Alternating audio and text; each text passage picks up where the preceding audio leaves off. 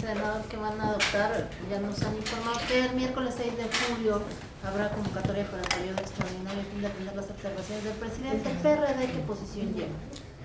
Aprobar mañana en la comisión permanente la celebración de un periodo extraordinario, que el periodo extraordinario se circunscribe a un solo tema, el tema de revisar pues las observaciones que formuló el presidente de la República para aceptarlas o rechazarlas y aceptar o modificar la propuesta que nos hizo de nueva redacción del artículo 32. Es la redacción como quedó en el periodo extraordinario anterior, pues hay que reconocer que tenía vicios de constitucionalidad, y que sin duda los legisladores tenemos que hacer esa revisión y adecuar a las leyes a los términos de la Constitución. No, dado que va a ser bien complicado modificar la ley para volver a introducir la obligación de los empresarios, ¿no podría pensarse de volver a una nueva modificación después ya que esté promulgada? Sobre todo por lo que usted nos comentaba, que el que incluya a un campo demasiado grande de servidores públicos va a ser muy difícil. Sí, bueno, habrá cosas que resolver, ¿eh? Por eso la pregunta que me estás haciendo, las leyes como están redactadas involucran a todos los servidores públicos. Antes la obligación de hacer la declaración patrimonial y la nueva declaración de intereses que está prevista en la reforma constitucional puesta en vigor hace un poco más de un año, ¿sí? Estaba en los criterios para que se diera a partir de los directores de área o los directores en el esquema de mando de la Administración Pública Federal, y hoy no distingue, solamente establece servidores públicos, y cuando eso ocurre, se obligan todos los que reciben un salario, los que tienen una relación laboral con algún orden de gobierno, sea federal, estatales o municipales. Y cuando hacemos esa suma, ese inventario de servidores públicos de los tres órdenes de gobierno, nos encontramos que pueden llegar a 10 millones de personas, y ahí por ejemplo estarían los maestros, las enfermeras, gente que de verdad dista mucho de que más allá de su salario tenga un manejo de recursos, discrecional o aún no discrecional que le permitiera una circunstancia irregular. Así es que tendrán que ser de las cosas que ajustemos una vez que las leyes estén vigentes, cuando sean promulgadas y sean publicadas. Y ahí podría entrar también esta obligación de los empresarios, digamos del alto empresariado, los que tienen negocios con el gobierno, de presentar su declaración patrimonial y de ingresos. Mira, tendríamos que nosotros, bienvenido al gallo. Así somos los gallos. Tendríamos que hacer la revisión de todo un marco legal. Sí, tenemos que hacerla. Yo creo que el tema de las obligaciones de los empresarios frente a la relación que tienen con el Estado en sus tres órdenes de gobierno, por lo menos debe de circunscribirse al informe de intereses, de un posible conflicto de interés, la declaración de intereses. Eso sí debería de haber prevalecido, pero ya tiene que ser materia de una nueva reforma legal a estos asuntos. Lo otro, puede ser que hoy mismo los criterios constitucionales limiten esa posibilidad, y finalmente pues los legisladores tenemos que actuar siempre atendiendo razones constitucionales, razones de procedencia legal, actuar menos con estímulos populistas, con estímulos de cálculo político electoral. Me gusta más pensar así en un legislador, Yo estoy enamorado de mi función de legislador y creo que hacemos una función más leal a la patria, más leal a los intereses del país cuando actuamos ajustados a esos criterios de constitucionalidad y de legalidad. Senador, ¿cuál va a ser entonces el voto del PRD en el caso de las observaciones del presidente? ¿Las van a avalar con la redacción que envió el presidente? No te lo podría yo decir porque es un asunto que yo no he deliberado con el grupo parlamentario, pero nosotros actuaremos con congruencia política y legal, ¿sí? Y desde luego no seremos obstáculos, ni queremos sacar dividendo político. Yo creo que las cosas están perfectamente claras sobre cuál ha sido el papel de los grupos parlamentarios y de legisladores en individual en los temas anticorrupción. Quedó ya muy decantado ante la opinión pública, ante ustedes como informadores, cuál es el papel que jugamos. Y no hay que acreditar esto en un periodo extraordinario que puede desahogarse en horas, ¿sí? En horas. No va a haber oportunidad. Sí, ese es el posible acuerdo hasta que lo apruebe la comisión permanente para el día 6, ¿sí? Y van a ser horas. A mí no me gustaría que se abriera otra vez la parafernalia, lo digo con franqueza, que se anunció de traer a los empresarios a que le pidan a los senadores acepten el veto del presidente de la República, porque lo único que se están haciendo algunos senadores es queriendo crear un escenario de publicitación de su trabajo. Entonces me gustaría que fuéramos eficaces, efectivos, rápidos en lo que vamos a hacer, porque ya el debate ya lo dimos. El debate ya lo dimos. Bueno, y no se discutió el 32, pues lo votamos.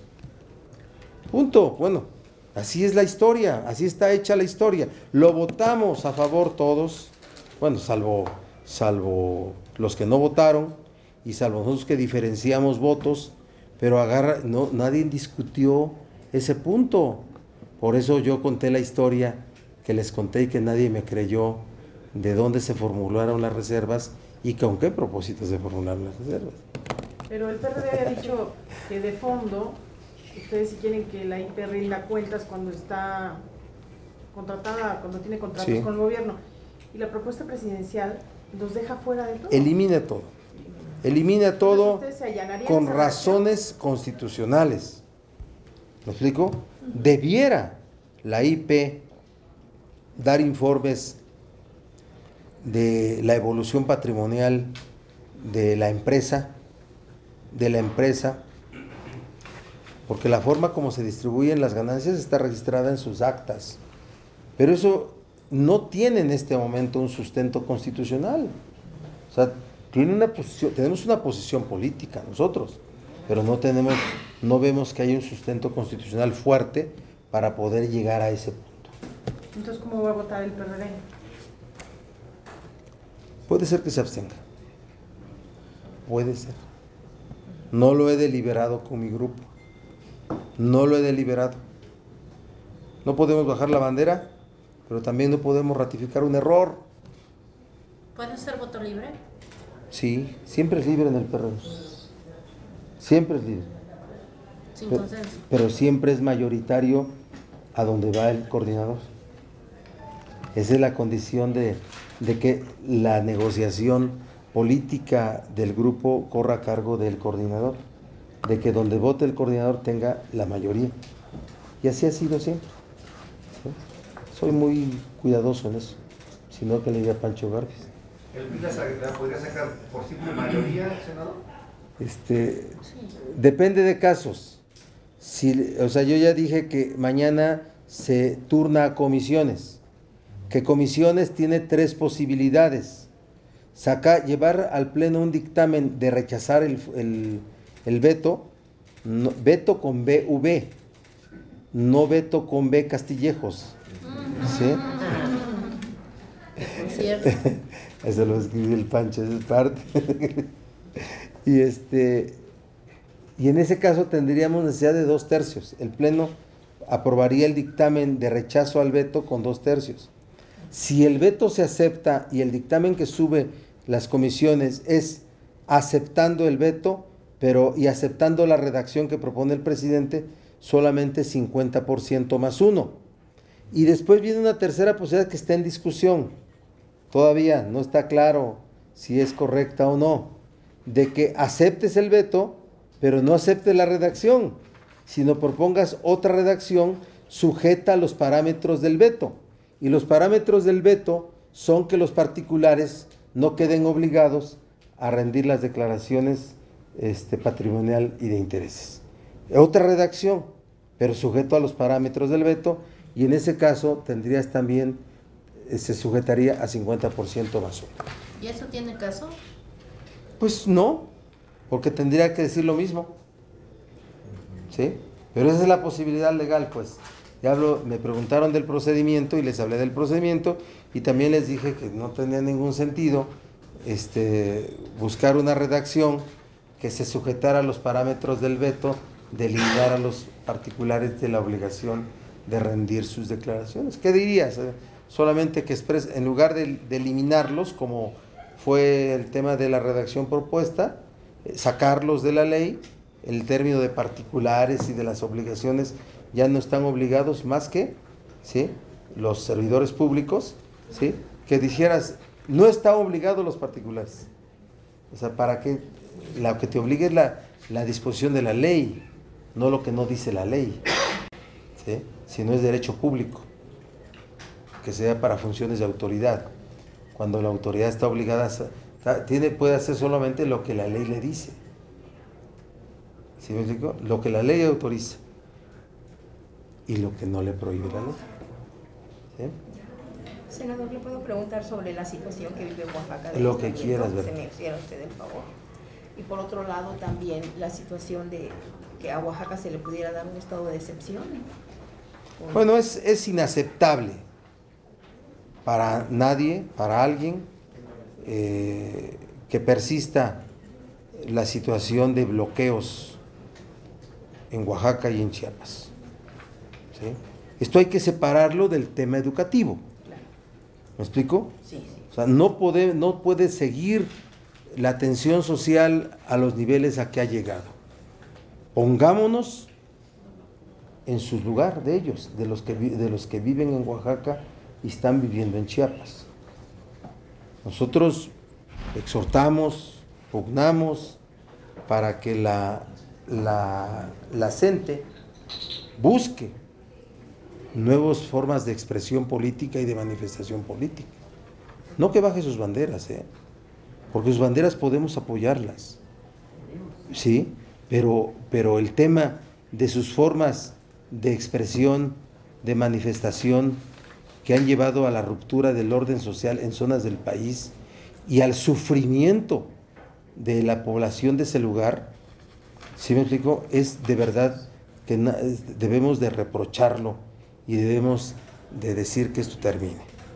No con eso estoy haciendo un llamado silencioso a la aplicación de la fuerza y a la imposición de la fuerza, pero se debe de resolver.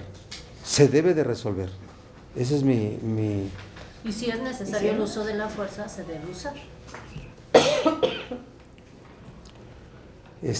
Cuando alguien te quiere evitar una respuesta, te dice que se aplique la ley, ¿verdad?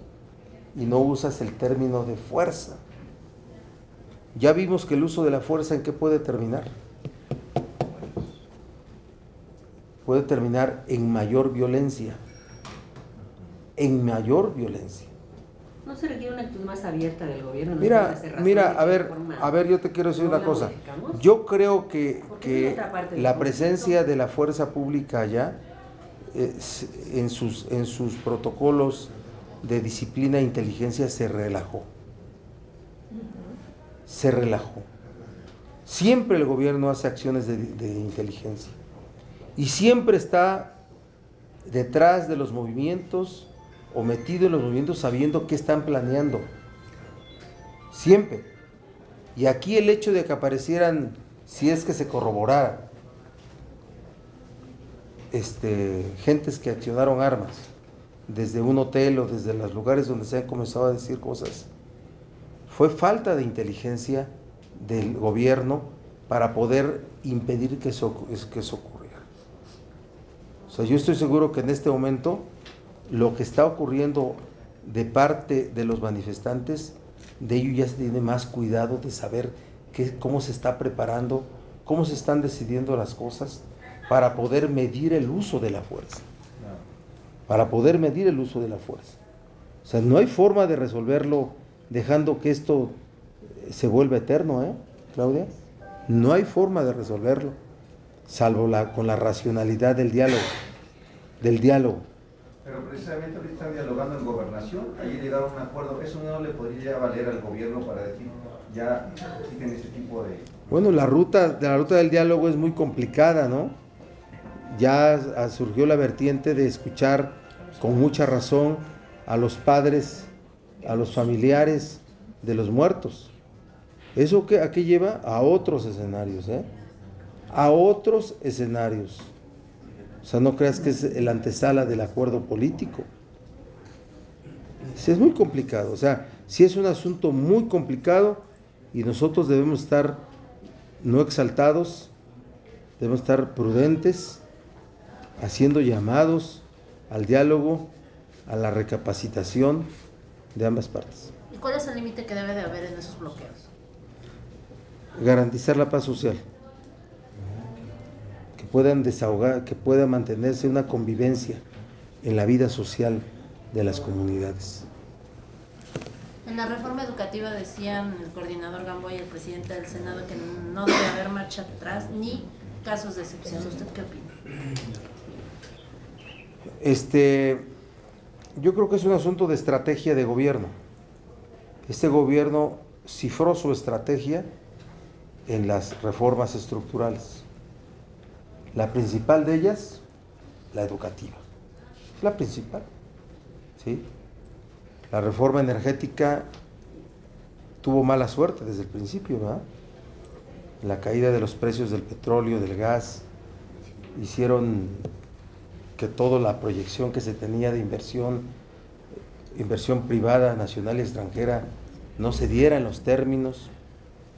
El término de la reforma en telecomunicaciones, pues es algo que no es a mediano y a largo plazo. ¿Me explico? El tema de la reforma financiera, pues ¿dónde está el acceso al crédito? Que esa la hicimos con ese propósito, acceso al crédito. Que todo el que tuviera necesidad de acceso al financiamiento bancario pudiera tenerlo, ¿sí? Y de ahí te puedo ir viendo, porque no tenemos cosas importantes, hemos hecho de varias reformas. Estas legislaturas han sido, ustedes lo deben de aceptar junto conmigo, coincidir junto conmigo, de enorme producción legislativa, de una profundidad muy especial. Todas las reformas al sistema penal acusatorio que empieza en otra, hace más de una legislatura o más de un senado, pero que hoy se concretan, todo un conjunto de cosas. Y entonces es un asunto de estrategia del gobierno. El gobierno no va a dar marcha atrás, y creo que ya fue claro en ese sentido, porque sería romper con su estrategia. ¿Y ustedes lo respaldan en eso? Nosotros pensamos que ninguna ley debe ser absolutamente intocable, cerrada, debe de adaptarse a las condiciones de la realidad que rodea, pero no me pronunciaría yo en este momento por una ¿cómo se llama? Revocación de la reforma educativa. Es mucho más. Pero el asunto es mucho más. Un cambio, un análisis. por ejemplo, una evaluación, pero que primero te lo declaré, ya, que se tendría que haber una capacitación permanente, ¿sí? En todo caso, ¿sí? Pero no me pronuncio por la cancelación de la reforma educativa. ¿Y el estado de excepción? No. Estado de excepción es anulación de derechos humanos y es muchas más cosas. No, O sea, que se por quede- excepción no se aplique en Sí, que no se Oaxaca, aplique en Chiapas, Oaxaca, Guerrero, Chiapas, por parte de la Donde y ahí no se negociación. aplique y en el resto del país sí. Esa sería una decisión arbitraria de la autoridad. ¿sí? Porque no puedes tú dejar de aplicar la ley a donde tú quieras, ¿sí? La ley se aplica de manera general en todo el territorio nacional si es una ley federal, como son leyes federales, ¿sí? Sí, o sea, ¿se aplica o no se aplica? ¿Sí? Senador, ¿qué pasó con este acuerdo que ve la permanente de recibir a los dirigentes de la CENTE? Es un acuerdo que no ha pasado por el Pleno. No ha pasado por el Pleno porque es un acuerdo de la segunda comisión y fue entregado a la mesa directiva, pero el PRI está ahí haciendo algún manoseo para evitar que se concrete, estableciendo cosas de formato, de acceso al lugar, una bola de cosas, pero no ha pasado por el Pleno. Es de la segunda comisión. Lo que mañana tiene que ocurrir es la integración de la comisión de seguimiento. Así es. Esa se acordó, pero no se integró. Se acordó. ¿Quiénes serán miembros de la bancada? Fidel de Médicis y Omar Ortega. Usted. ¿Ya les mandaron algún informe a los que solicitaron la semana pasada? No tengo información. No tengo información. Le voy a preguntar otro tema rápido. Échatelo. Sobre este informe que hizo Amnistía Internacional, en el sentido de que son torturadas todas las mujeres presas en el país o detenidas. Que hay una aplicación sistemática de la tortura. Y además se lo pregunto porque la minuta que se aprobó en el Senado está en Cámara de Diputados detenida. Sobre tortura. Sí. Bueno, yo te diría que México no es el país donde la violación de los derechos humanos es generalizada y la tortura también no es generalizada. Es una práctica, sí. Y eso, aunque sea un caso, sí, ya preocupa. Pero no es un caso. Son muchos casos que tienen que ver con la profesionalización de las policías, ¿sí? Que tiene que ver con la incapacidad y la falta de profesionalización de los policías. Pero de a pensar que es un asunto generalizado y más para mujeres, yo no lo veo así. O sea, Amnistía y organizaciones internacionales pro defensa de derechos humanos hacen muy bien su trabajo, presionan muy bien a los gobiernos, pero también suelen hacer conclusiones que luego se separan de la realidad y no debemos ser tremendistas nosotros. Debemos de actuar de verdad. También en México, a ver, que alce la mano, ¿quién han sido objeto de tortura aquí? ¿Tú? ¿En qué espacio? ¿Tú?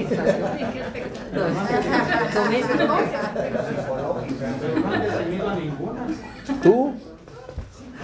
¿Algún día te han torturado con una pluma de guajolote? ¿Cuentan las sesiones de ¡Ay, preliminar? En el alcoholímetro. Baby Televisa, ¿no?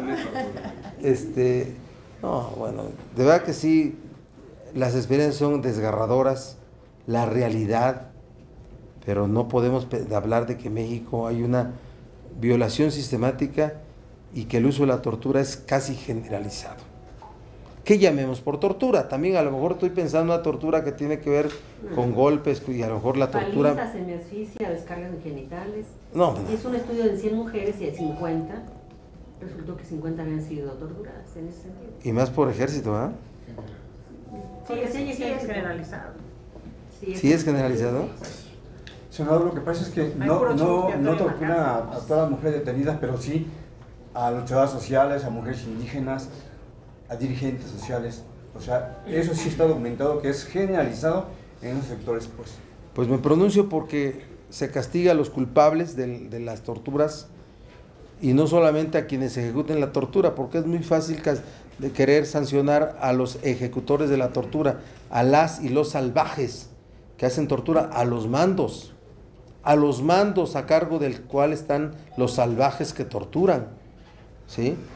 Miren, yo estoy verdaderamente estupefacto, escandalizado del procedimiento judicial penal en el país, también el judicial civil, Yo conozco casos que llevan 30 años sin sentencia, pero aquí por ahí hay casos de más de 14 años sin sentencia con detenido, ¿sí? ¿De qué se trata este sistema? ¿Y cuántos de esos casos habrá en el interior del país? Senador, ya nomás, la última. Para los gallos. El presupuesto del recorte parece que sí afecta a ramos sociales. Educación. Educación. Seguro popular. Se debería de recortar quiénes. Pues mira, primero yo lo declaré ya que el tema del recorte de 31,000 no es una prevención a los efectos del Brexit. Es algo que ya estaba resuelto y que el escenario del Brexit fue muy útil para anunciarlo. Eso lo sostengo, O sea, no es un asunto que tenga que ver con la prevención para recibir y para el impacto del Brexit. Respecto al monto y a dónde impacta, pues sin duda que preocupa que impacta en educación. De las primeras anuncios que hubo sobre esto se dijeron que nunca se haría en cuestiones de programas sociales y de educación, pero al final quien únicamente sabe dónde se hacen los recortes es en Hacienda. Es en Hacienda, ¿sí? Es donde realmente se sabe dónde están. A Pemex fue el lugar donde le pusieron el índice en la pasada y a CFE, pues porque lo están desmantelando, esa es la realidad. Los están desmantelando como empresas, las empresas que fueron, las hoy las productivas son ya otra cosa. Entonces, malo que se vaya a impactar la educación en México y malo que se vaya a impactar los programas sociales. ¿Pero dónde debería de buscar? No lo sé. No lo sé. Si les digo con franqueza, no lo sé. Deberíamos de analizarlo. Es mejor que te conteste así, gallo, a que te quiera yo inventar.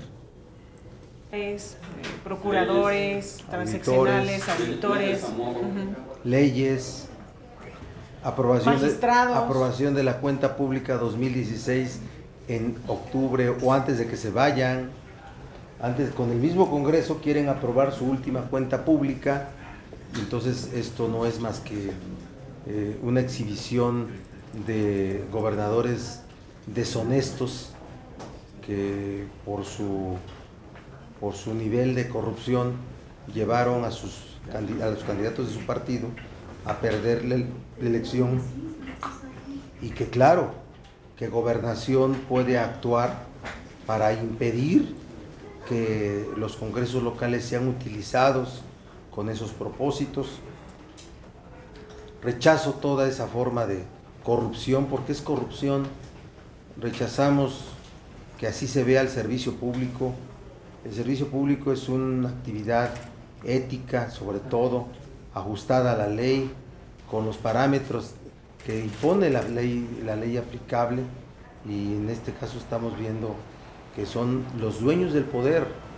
Los gobernadores en sus estados, muchos se volvieron en los señores feudales, en los dueños del poder, en los que quisieron controlar la vida política, social, económica, cultural, y de verdad que van a resultar muchas cosas.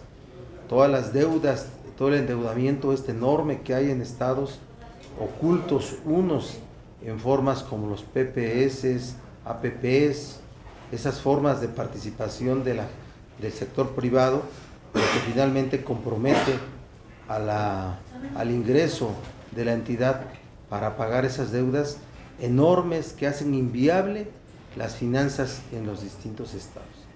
Es que no hacen más que corroborar las acusaciones de que han sido objeto y de que fueron objeto en los procesos electorales. Así es que sí me pronuncio para que Gobernación detenga esta felonía, esta traición a la sociedad de cada estado de la República donde se está pretendiendo esto. En la evaluación interna del PRI, ellos concluyeron que, entre otras cosas, habían perdido por los escándalos de corrupción. ¿No sería momento de que el PRI ya pusiera orden entre sus gobernantes? Bueno, el PRI no va a poner orden porque ese es el PRI. Apuesta a un control político desde sus gobiernos estatales para resultados. Hoy va a competir con menos gubernaturas en el 2018. No deja de ser competitivo, pero ya no va a competir con todas sus gubernaturas que tenía de estados tan importantes, como es Veracruz, sobre todo de entre todos los que hubo definición. Por eso yo creo que el escenario del 5 de junio se cambia, se modifica, pero la definición del 2018 está en el 2017, en el Estado de México. Gracias. Gracias. Dale, Víctor. No le voy a decir que no.